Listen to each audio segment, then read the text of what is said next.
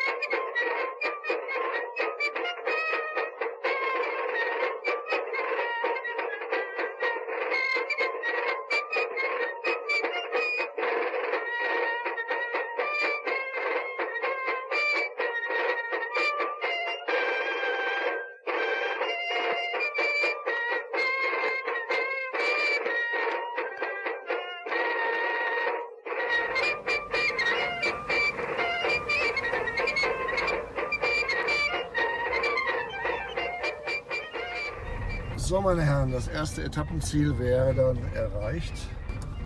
Château de la Poste.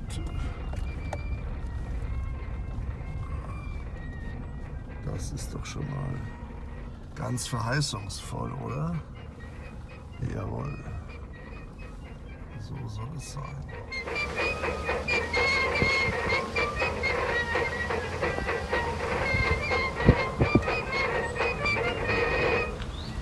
So, hier ist jetzt das Richtige. Das andere war nur so ein Vorschloss.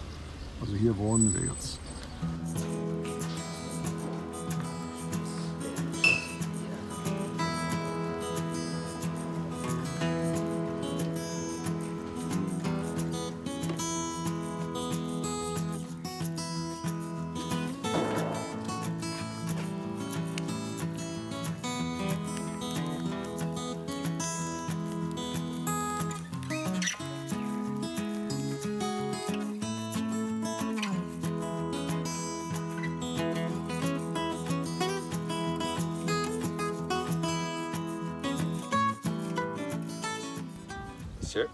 Attention pour la poussière.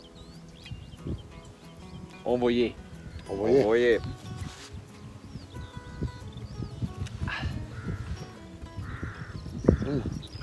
Bien.